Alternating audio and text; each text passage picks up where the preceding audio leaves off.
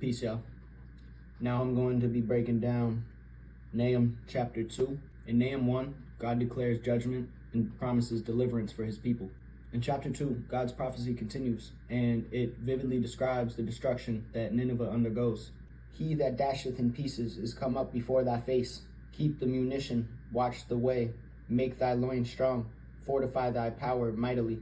For the Lord hath turned away the excellency of Jacob, as the excellency of Israel.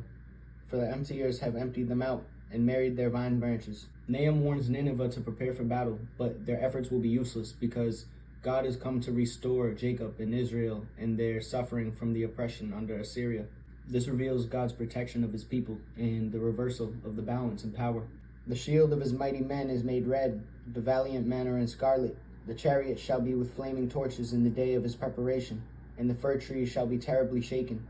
The chariots shall rage in the streets, they shall justle one against another in the broad ways. They shall seem like torches, they shall run like the lightnings.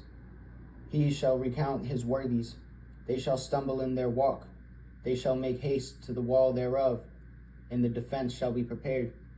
The gates of the river shall be opened, and the palace shall be dissolved. This is the battle scene that describes fire and blood as the attackers rush through the street and flood the city. This is followed by a literal flood when the gates of the river are opened, leading to the city's collapse. God's judgment is swift and unavoidable, and it won't just happen with words, it'll happen literally.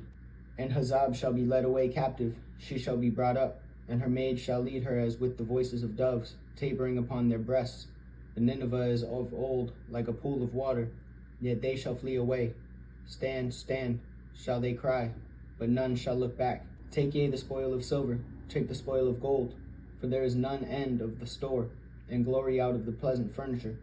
She is empty and void and waste, and the heart melteth, and the knees smite together, and much pain is in all loins, and the faces of them all gather blackness. After the city has been taken captive, the people flee while the city is being looted and the treasures are stripped away. This reveals how no empire, no matter how wealthy or powerful, can stand when God decrees judgment.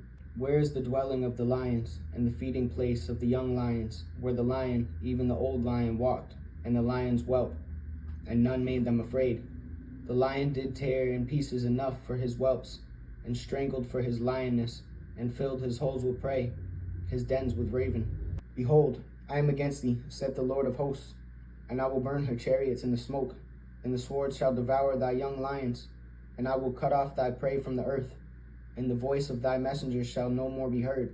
Nineveh is compared to a lion's den, a place once full of power and fear, but now empty. And God says, I am against you. This is a declaration to the end of their violence. As described in this chapter, when God is against someone or a nation, their strength, resources, and reputation crumble. God's judgment is certain against the proud and the violent.